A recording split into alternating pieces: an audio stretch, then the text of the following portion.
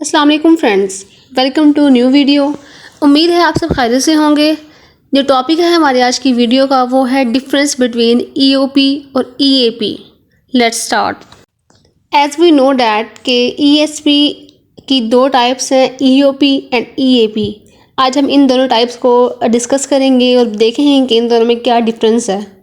सबसे पहले हम स्टार्ट करते हैं ईएपी से। हम ईओपी और ईएपी दोनों के तकरीबन 6 to 7 पॉइंट्स डिस्कस करेंगे। सबसे पहला जो पॉइंट है वो ये है कि EAP stand for English for academic purpose. Second point है EAP is a branch of ESP in that the teaching content is matched to the requirements of the learners. इसमें क्या होता है, इसमें ये होता है कि जो पहली बात ये है कि ईएपी जो है वो टाइप है ईएसपी की, और ईएपी का जो मेन पर्पस है वो ये है कि वो फोकस करता है लर्नर्स की रिक्वायरमेंट पर, कि लर्नर्स को चाहिए क्या, उसका पर्पस क्या है, वो किस लिए इस फील्ड में आया है, उसका आने का मकसद क्या है, उसे क्या क्या चीज़ें रिक्वायर्ड हैं। फिर उसकी नीड्स को, उसके एम्स को हम देखेंगे और फिर उसके मुताबिक उसको डील करते हैं, लर्नर्स को वो चीज़ें सिखाते हैं जिनकी उसको ज़रूरत है। इसके बाद नेक्स्ट पॉइंट है EAP students are usually higher education students. हम देखते हैं कि जो उसके स्टूडेंट्स होते हैं ईएपी के वो कौन होते हैं, तो मोस्टली स्टूडेंट्स जो होते हैं, मोस्टली जो लर्नर्स होते हैं ईएपी की वो हायर एजुकेशन स्टूडेंट्स होते हैं। इसके बाद नेक्स्ट पॉइंट है learners need to learn English in order to succeed in their academic careers. मतलब कि जो ईएपी के जो लर्नर्स होते हैं ना, उनका जो मेन पर्पस होता है वो होता है अपने एकेडमिक कैरियर में सक्सीड करना, अपने अपने जो अच्छे मार्क्स को ऑब्टेन करना, अपने क्लास में अपनी स्टडी में हायर नंबर पर रैंक करना। इसके बाद जो नेक्स्ट पॉइंट है वो है EAP teaching is task based using the types of academic task commonly found in higher education. मतलब कि जो ईएपी के जो टास्क होते हैं ना वो सेम होते हैं जैसे कि हायर एजुकेशन में होते हैं, क्योंकि ये बनाया ही इसलिए गया है एकेडमिक पर्पज़ के लिए, हायर एजुकेशन के लिए, तो इनके जो टास्क होते हैं वो सेम होते हैं, कॉमन होते हैं।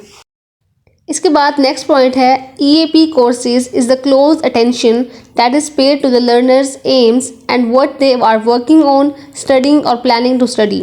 जैसे कि हमने पहले बात की थी कि जो ईएपी का जो पर्पस होता है वो होता है लर्नर्स की एम्स को, नीड्स को फुलफिल करना। तो यहाँ पे वही बात हो रही है कि जो उनका कोर्स होता है ना, उसकी अटेंशन, उसका फोकस होता है कि लर्नर के एम्स क्या हैं, वो किस चीज़ पे काम कर रहे हैं, वो क्या स्टडी कर रहे हैं, उनके प्लानिंग क्या है स्टडी के लिए। इन सब चीज़ों पे ईएपी का फोकस होता है। इसके बाद जो लास्ट पॉइंट है वो है students need to attend the class.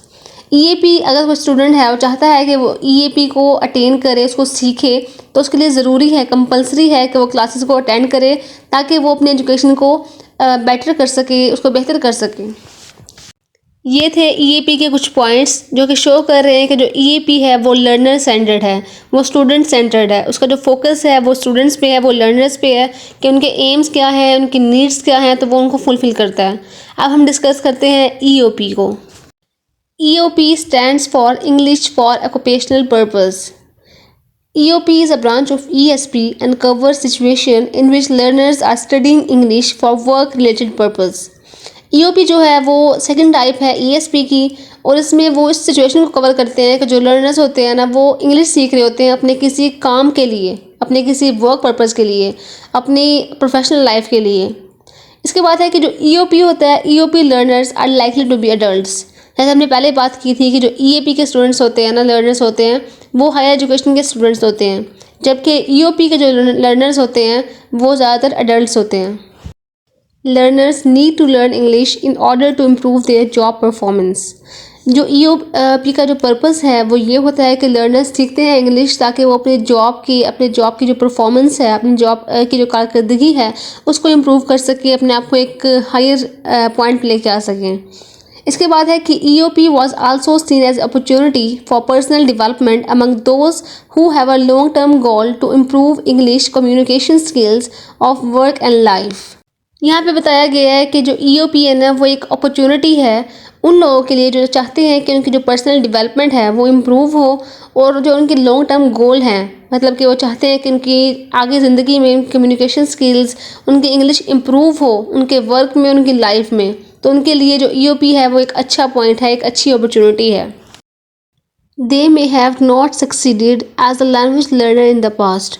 हो सकता है कि जो ये लर्नर्स हैं ये पास्ट में लैंग्वेज लर्नर के तौर पर सक्सीड नहीं हुए। स्टूडेंट्स में be reluctant to attend the class. जो EOP के स्टूडेंट्स हैं ना, वो हो सकता है कि क्लास में आते हुए, क्लास को अटेंड करते हुए हेजिटेट हों, लेकिन जो EAP के स्टूडेंट हैं उनके लिए मस्ट है, उनके लिए कंपलसरी है क्लासेस को अटेंड करना। लेकिन जो EAP के स्टूडेंट्स हैं वो हो सकता है कि वो क्लास में आते हुए हिचकिचाएँ।